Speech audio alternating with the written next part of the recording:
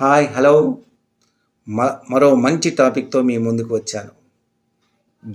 భగవన్నామ స్మరణకు మించింది ఈ ప్రపంచంలో మనకేదీ కనిపించదు.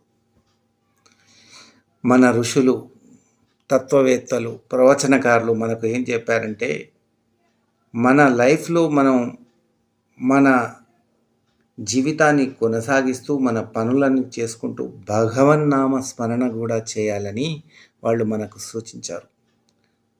అందులో భాగమే మనము ఈ టాపిక్లో భగవన్నామ స్మరణ ఇంపార్టెన్స్ గురించి చెప్పుకోవడం జరుగుతుంది. మనం మన నిత్య జీవితంలో ఎన్నో పనులు చేస్తుంటాం. ఉద్యోగరీత్యా, తర్వాత పిల్లలను పెంచటం, వారిని పెద్ద చేయటం, తర్వాత మన ఇంటి కోసం, ఆ కుటుంబాన్ని సాధడానికి మనం చేసే పనులు, వృత్తిరీత్యా ఎన్నో పనులు చేస్తుంటాం. తలమునకలైపోతూ ఉంటాం మన పనులతో. విరామం లేకుండా మన పనులు చేసుకుంటూ మన సమయాన్ని ఎక్కువగా వాటి కోసమే వెచ్చిస్తుంటాం.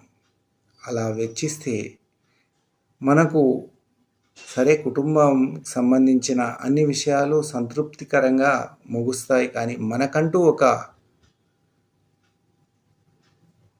మనం చివరి క్షణాల్లో మనం వెళ్ళిపోయినప్పుడు మనతో వచ్చేదాని గురించి కూడా ఆలోచించాలి. అదే భగవన్నామ స్మరణ అనేది చాలా ఇంపార్టెంట్. ఒక శవం అంతిమ యాత్రలో వెళ్తూ ఉంటుందన్నమాట. ఆ అంతిమ యాత్రలో వెళుతున్నప్పుడు ఆ శవానికి ఇటుపక్కల అటుపక్కల వెనక వాళ్ళు ఉన్న వాళ్ళంతా కొందరు పూలు వేస్తుంటారు, కొందరు పైసలు విసురుతుంటారు. వేసుకుంటూ రామ్ నామ్ సత్యే, రామ్ నామ్ సత్యే, రామ్ నామ్ సత్యే అంటుంటారు. శైవస్తులైతే ఓం నమ శివాయ అంటుంటారు, శంభో శంకర అంటూ ఉంటారు. ఆ శవాన్ని ముందుకు తీసుకుంటూ శ్మశాన వాటిక వరకు తీసుకెళ్తూ ఉంటారు. అక్కడ కాల్చేవాడు ఆ శవాన్ని కాలుస్తూ ఉంటాడు. అగ్నికి ఆహుతి అయిపోతూ ఉంటుంది శరీరం. అలాగే ఖననం చేసేవాళ్ళు సమాధి చేస్తుంటారు.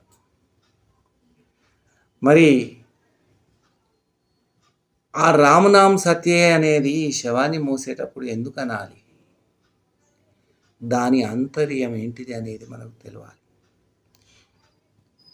మనం బ్రతికి ఉన్నప్పుడు ఎన్నో పనులతో నిమగ్నమై మనకు తెలియకుండానే కొన్ని సరైన పనులు చేయకపోవటం, మంచి పనులు చేసిన వాళ్ళు చేస్తూ ఉంటారు.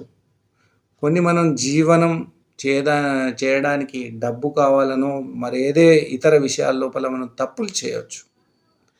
ఆ తప్పులను సరిదిద్దుకోవడానికి భగవన్నామ స్మరణ అనేది చాలా ప్రాముఖ్యత. చూడండి, మనిషి జీవితం ఎంత విచిత్రం చూడండి. మనిషి ఉన్నంతసేపు అతని గురించి పొగుడుతూ ఉంటారు. మంచివాడైతే, చెడువాడైతే వాడిని తిడుతూ ఉంటారు. చనిపోయిన వెంటనే ఇరుపక్కల వాళ్ళు అటుపక్కల వాళ్ళు 24 గంటలు కాకముందే పేరు పెట్టి పిలవరు.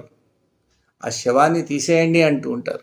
పేరును కూడా తీసేస్తారనమాట చనిపోగానే. ఆ ఇంట్లో వాళ్ళు కూడా ఈ చనిపోయిన వ్యక్తి మీద ఆశ వదులుకుంటారు. బాధపడతారు. ఒక రోజు, 2 రోజులు, 3 రోజులు బాధపడుతుంటారు. మెల్లమెల్లగా మర్చిపోతూ ఉంటారు. జీవితం ఎంత విచిత్రకరం చూడండి. ఆ మనిషి ఆ కుటుంబాని కోసం తన రక్తం కూడా ధారపోస్తూ ప్రాణానికి హానికరమైన పనులు కూడా చేసి ఆ కుటుంబం ఉన్నతి కోసం ఎంతో పాటుపడినా కూడా చనిపోయినప్పుడు అతనికి లభించేది ఇదే. అదే భగవన్నామస్మరణ కూడా తోడై ఉంటే తనకు పరలోకంలో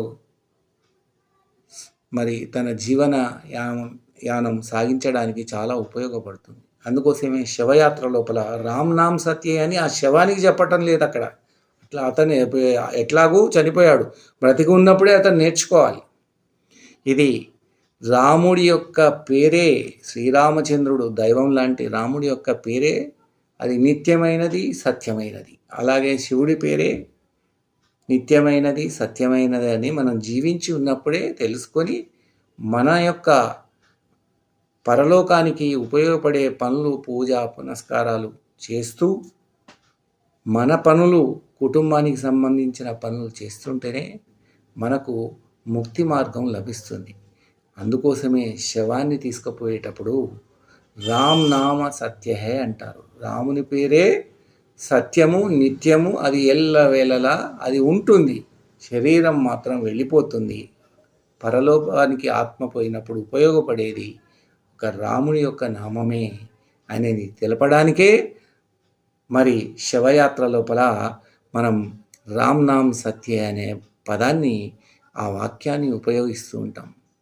కాబట్టి ఈ వీడియో మీకు నచ్చినట్లయితే లైక్ చేయండి, షేర్ చేయండి. ధన్యవాదాలు.